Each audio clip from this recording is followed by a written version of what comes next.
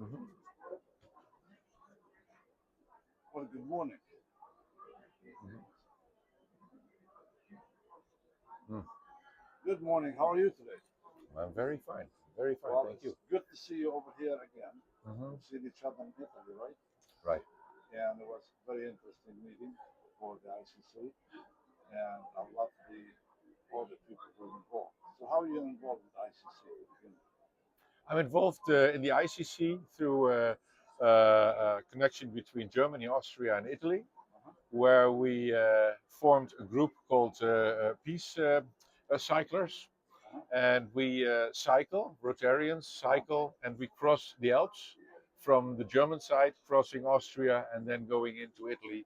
Like this year, we cycled to Venice. Well, great. So what brought you here to this Well, convention? like this is the opportunity to meet uh, Rotarians from all over the world and get even more connections than we already had or than I already had. So You're involved with one more than one or two things over here. So yes, you want to talk yes, about what's the involvement with different booths and directing people to that? yes, I can. So already mentioned the ICC, Right. and at least the ICC where I'm connected. There's also a fellowship of educators. Right. We have a booth right down there, and what we do is we try to connect Rotarians in on an educational level to be part of, let's say, a certain community. We're all communities, of course, but in a certain community where, let's give an example. There are some Rotarians who say, "In my life, I collected so many books or so many, you name them, a collection, and it's private collection. Normally, nobody sees it." But I am willing to show it to Rotarians all over the world, bring them together, create a few days of fun and education with my library in the middle. Talk about it, share experiences, whatever you name it, all that Rotarians learn to know each other. And so that's the Fellowship of Educators. And then we have the And Plastic Soup booth, which is a Rotary Action Group. And Plastic Soup is now located in more than, I think, like 60, 65 countries, doing all kinds of great projects to reduce the use of plastic or to find ways to do something with the waste instead of throwing it on the ground. Or when people throw it on the ground, we pick it up and we recycle and whatever ways we have all Well, over the world. you probably want to go to matchinggrants.org. We just started a global grant to Mhm. collect the waste of plastic and make it into building material. Yes, that's what we do So, too. yeah, Yes, so I hope that we can join hands in the future.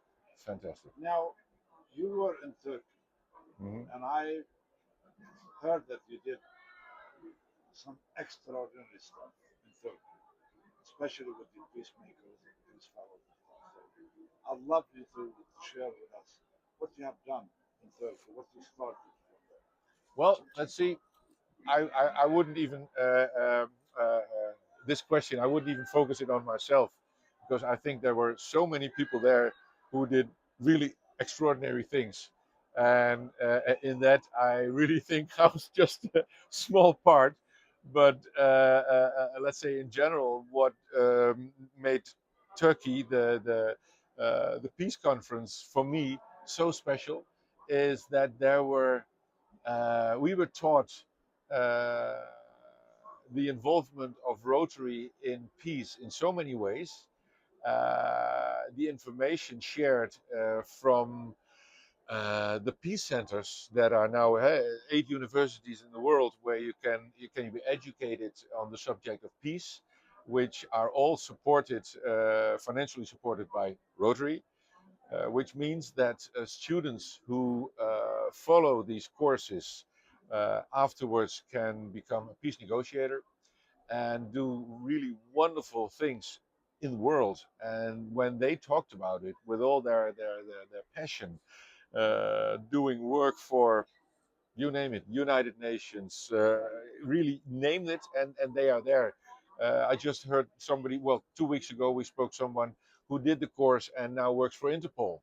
I've spoken to ex students who now negotiate, for instance, in Afghanistan with the Taliban to get us and do our work, for example, and Polio Now. And aha, there I come in again because more than 10 years I've been organizing and Polio Now, traveling all over the world to do vaccination.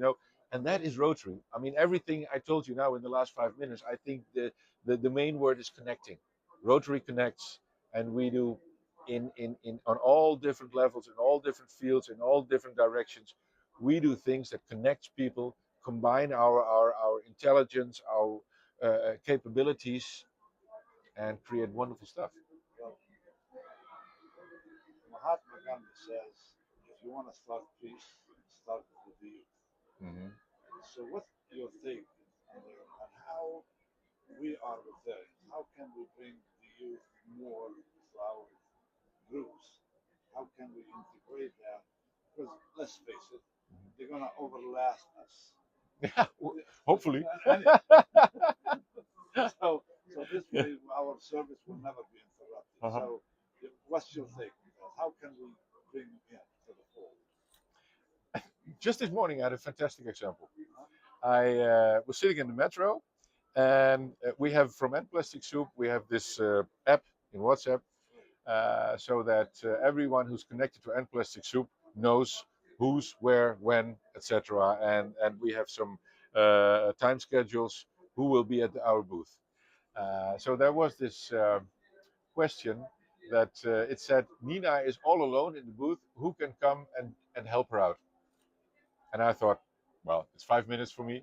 So I wrote them, okay, guys, in 5 minutes I'll be there. It wasn't my time. I didn't need to go there, but so I went there, and there was Nina. I didn't know Nina, but it turned out Nina is young, a young person. I mean, we have to talk about a young adult now, and she's and Plastic Soup ambassador in Indonesia. And immediately she started telling me of what work she does for End Plastic Soup for Rotary in Indonesia. And I was just overwhelmed about over all the examples she gave me. And I told her after a few minutes, Nina, you're educating me now. Thank you so much. This is fantastic what you're telling me. So talking about use, I mean, she is so enthusiastic.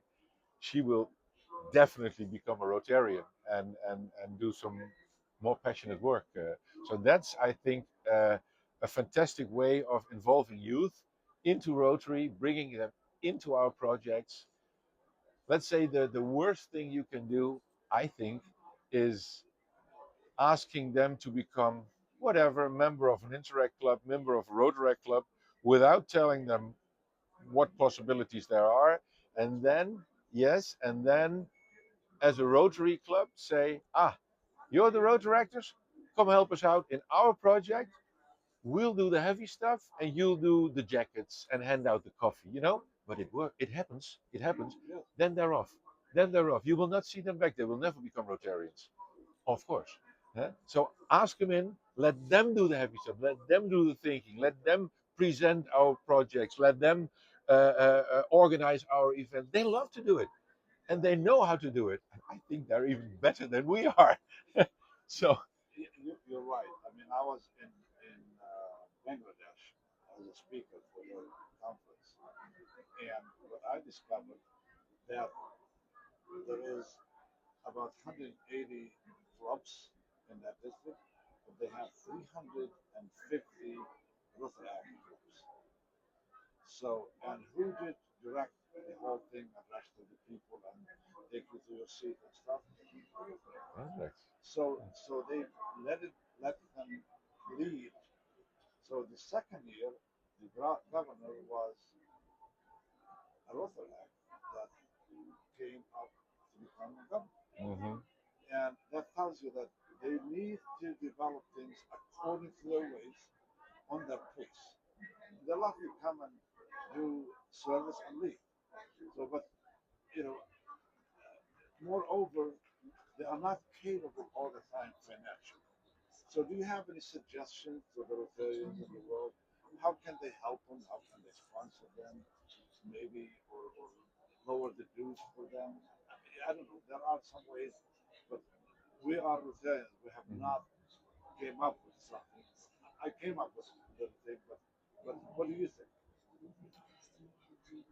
Last year, the this question popped up in I was governor in the Netherlands last year, and so I was asked to think of a possibility how to let the road directors pay their dues. Um, in the few years before, just after Rotaract became part of Rotary, they didn't pay anything in the Netherlands. At least no fees to Rotary. They paid for themselves, but not no fees to Rotary. And I knew it was heavy to ask them to pay, let's say, the full amount. So what I did, to be honest, I didn't really care about their money. I didn't need their money. I needed their enthusiasm. So when I was told I had to find a way to make them pay, I, I went to the Rotaract ambassador and told him, first of all, my friend, they want us they want us, they want me to tell you that you have to tell your community you have to pay Rotary. Now, personally, for me, I don't care about your money. I don't need it. But I thought of a plan that if you bring your road directors that far as to bring in, I don't care whatever amount, but I mentioned an amount.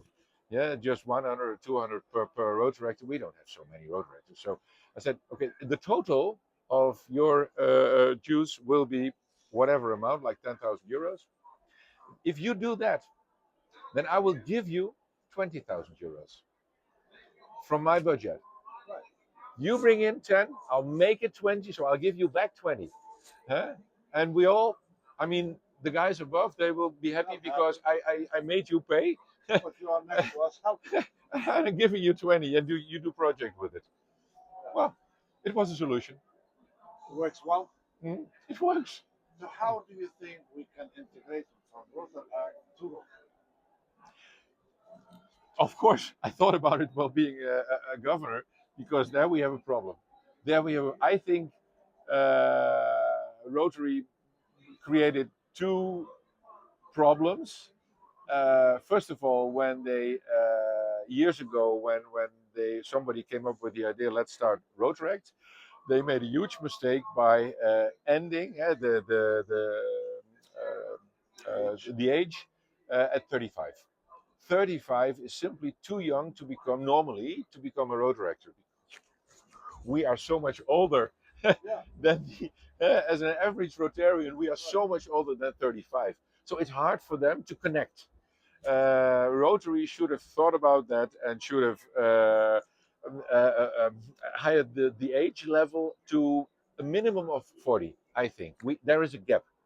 So whatever they do, I think we have to close that gap. That's one thing. And the second thing, well, we can't change that anymore. But I mean, it was just a few years ago where we had, I forgot the name of the world president there, but he mentioned in his opening Very, speech that, very, very Rossi. was it Raisin? Very, very Was Rossi. it Resin? Ah, okay, okay. He mentioned in his opening speech, okay, in my year, we will definitely have more Rotarians in the end than in the beginning because Rotary was going down slowly, but we were going down. He said, I will do so. And he didn't in his year. And in his end speech, he said, wow, I made so many new Rotarians. And everybody was looking at him, why, how? He said, yeah, because Rotary has now joined Rotary. Right. Come on. There was no ruling, no ideas behind it, no nothing. He just said, they're in. So then Rotary and Rotaract had a problem because how How do you what do you do now? You know, they had no idea. When there's no plan behind it, that's not good. We're slowly solving this. We're slowly accepting that okay, it happened. Now we have to move on, whether we like it or not. We have to move on, and we will, and we do. And there are so many beautiful projects now all over the world. But that was a mistake, and the age thing was a mistake. Now, hopefully, we will solve the age thing by let's say moving up to 40. However, we can do that, I think. Well, we traveled a lot, and what I came up with an idea, if the author asks over there, what I do is I would say, I'm going to sponsor you for it. I'm going to pay your international dues. But I would go to the governor and governor elect and say, would you forgive your dues? And 90% of the time they said yes. And I sponsored one of the meetings in India. I sponsored one, and all of a sudden, uh, we have 55 being sponsored to become retailers. Mm-hmm. So I think the key is how can we help them financially? And once they get in, and it's like you go wine tasting, Mm-hmm. and if you like the wine, you become, you Mm-hmm. drink more wine. So, and I think if we let the retailers come in and see what exactly we do, they don't have access to that. Mm-hmm. So I think that will probably bring them in. And once they're in, Okay. then we treat them right, or let them do their own part. If you Yeah. sponsor, you Yeah. sponsor Yeah. Yeah. 20. If Absolutely. you and your district sponsor 20, Mm-hmm. then that's enough to become Yeah. Yeah. a club. Mm-hmm. So I'm not sure. I think I wrote to my zone director, the director, just a few days ago, and I said this. She said, brilliant. Mm-hmm. So hopefully that would work. Now, in your district or traveling around, what do you see the challenges for to establish peace? Because right now, as we sit over here, there is at least 160 countries are involved. Mm-hmm. So what do you think the challenges are, and how can we maybe find a little solution to establish more peace around here? Well, having lived in the Netherlands up until last year and now living in Austria, I think in both countries that question is not so high on the agenda, and maybe only like there is a threat, and for that it's on the agenda, but nothing more than that. Maybe shift this your question to the founder of the fellowship I'm in, Fellowship of Educators. The founder is from the Ukraine, Okay. and as we all know, unfortunately, they they have it very high on their agenda. Now, you have been to the Ukraine recently. I have been to Ukraine. Yes, I've been in Ukraine a couple of months ago. We both saw what's happening there, and we both saw how much they are in need for peace. And there, I think Rotary comes in, has an opportunity to come in because we have our peace centers, because we are in almost every country in the world, because we have Rotary leaders who have influence in whatever organizations that are involved in these fields. So yes, Rotary definitely has a role, should also take the role and lead the world to the way where we have the opportunity to find peace there, and I'm sure we will. Right. Before we came to this room, you talked to me about global grants. And, and how do you think global grants and us using also the help of the foundation, our foundation, this is our money, and we can use that money. How do you think that will impact the world with our foundation and the help of the Rotarians at the same time? I do hope I understand your question correctly, um, in a way that, let's say, when people ask me, why should I, even Rotarians, why should I spend my money on a Rotary project instead of spend my money to now let them be excused, but like UNICEF, Red Cross, whatever. Yeah, name them all. Why should I do that? My answer always is, of course, you can spend your money on all the other projects, but please understand that when you put $1 into another project, like at least 30 cents is taken, uh, um, and only 70 cents is left to do the actual project, to make it work where it needs to work. Now, for Rotary, when you spend your dollar, all of a sudden your dollar becomes at least one and a half. Huh?